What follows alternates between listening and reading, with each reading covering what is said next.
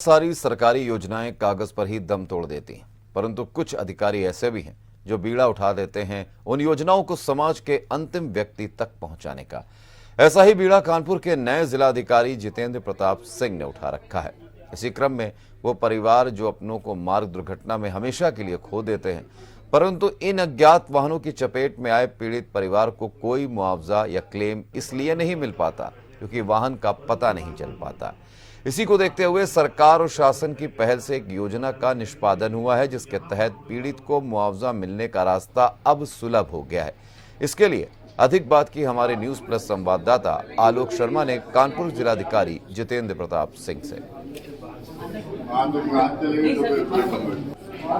कानपुर एक ऐसा शहर जो एक औद्योगिक शहर है और हमारे साथ मौजूद है बात करने के लिए कुछ मुद्दों पर जिलाधिकारी कानपुर नगर जितेंद्र प्रताप जी। जितेंद्र जी, आपके आने के बाद से एक सकारात्मक पहल, लोगों के एक ऐसा एक एनवायरनमेंट तैयार हो जिससे लोग आपके पास आ रहे हैं। इसका उदाहरण है आपके बाहर कार्यालय के बाहर लगी हुई भीड़। उसके लिए सर क्या कहें? शासन की योजनाएं हैं, उसको क्रियान्वयन करना है और उसी क्रम में जनता दर्शन भी एक योजना है, अन्य योजनाएं भी है। तो मेरा प्रयास यही, जो शासन की योजनाएं हैं उसको अच्छे से इम्प्लीमेंट करें और इसी क्रम में लोगों से मिलते हैं, आप लोगों तक भी पहुंचते हैं। बात के लिए आपके जो प्रभावी कदम उठ रहे हैं, जो जगह जगह हर डिस्ट्रिक्ट हॉस्पिटल्स में आपका जो चल रहा है, उससे सर पब्लिक जो है लाभान्वित हो रही है और अपने को ये मान के चलिए हमारे साथ में एक शासन और प्रशासन पूरा खड़ा हुआ है। तो सर अभी आगे ये कार्रवाइयां सर स्टार्ट रहेंगी?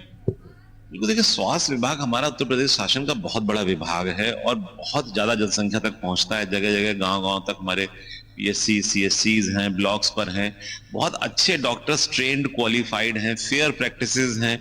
ओपीडी में आपको पता ही 1 रुपए में इलाज होता है, तो बहुत बड़ी व्यवस्था है और उसमें कहीं कुछ आलस रहता है तो उसको हम लोग ठीक करते हैं, कार्रवाई भी करते हैं। और शासन के भी यही निर्देश है कि जहां पर चिकित्सा हो, सुविधाएं अच्छी मिले, फेयर प्रैक्टिसेस मिले। जैसे उदाहरण के लिए मैं बताना चाहूंगा कि जो हमारा उर्सला अस्पताल है उसमें टेस्ला 3 लेवल की एमआरआई मशीन, उस लेवल की मशीन किसी के पास नहीं है। प्रदेश में 1-2 स्थानों पर होगी और भारत में भी कुछ ही स्थानों पर है।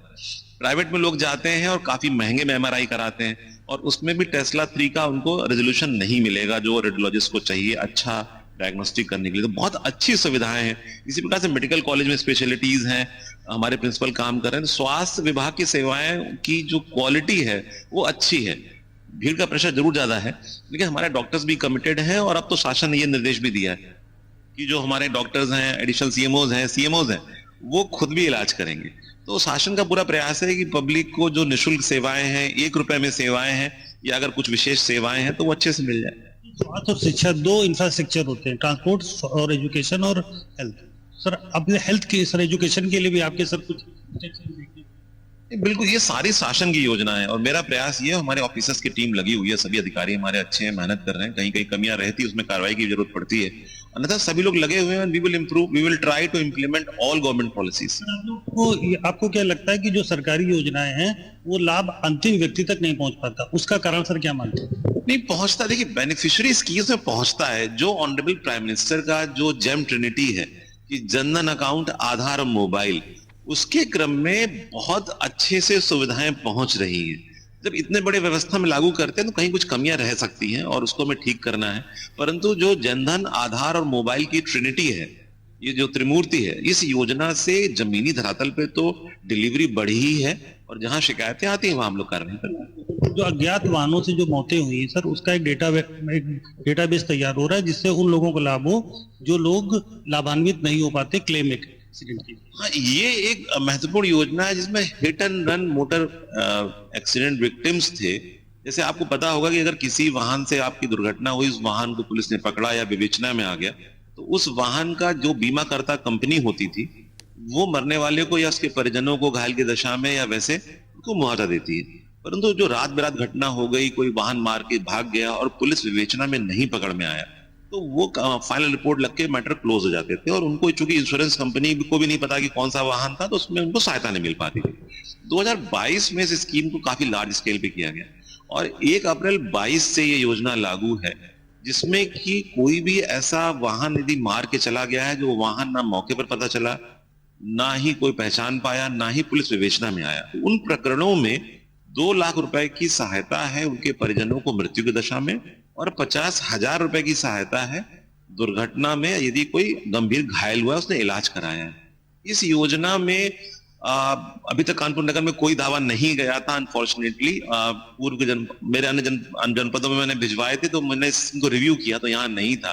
तो उस क्रम में जब मैंने पुलिस विभाग से समन्वय किया तो 400 ऐसे हमें केसेस आइडेंटिफाई हमने कर लिए हैं कि जो 1 अप्रैल 22 से लेकर 31 जनवरी 25 के बीच में जहां दुर्घटनाएं हुई हैं, उन दुर्घटनाओं के विक्टिम्स के परिवारों तक हम अपनी तहसील के लोगों को भेज रहे हैं। उनसे एक सिंपल सा फॉर्म भरा रहे हैं, फॉर्म 1 बोलते हैं हम लोग। फॉर्म 2 पे उसकी तहसील से जांच होनी है और फॉर्म 3 में मुझे आदेश करना है। एक हमारी कमेटी है जिसमें हम हैं, इंश्योरेंस के लोग हैं, स्वास्थ्य विभाग के लोग हैं और संबंधित एसडीएम और एडीएम वगैरह हैं। तो ये सारी बड़ी सिंपल प्रोसेस है, इसमें कोई कोर्ट कचहरी की उस तरह के प्रोसीजर्स नहीं है।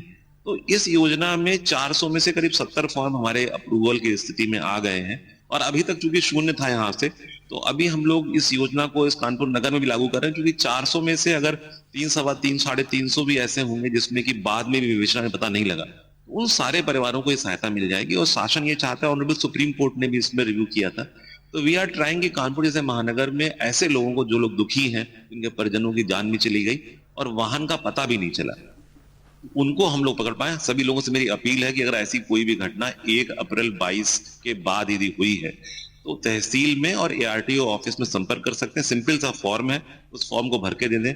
जांच कराने की जिम्मेदारी सारी हमारी है। पुलिस के जो रिकॉर्ड्स हैं उन सबको हम लोग इकट्ठा कर लेंगे और उसके क्रम में उनके दावे को हम लोग स्वीकार करके बीमा कंपनी को दे देंगे और बीमा कंपनी सीधे अकाउंट में उनके पैसा भेज देगी।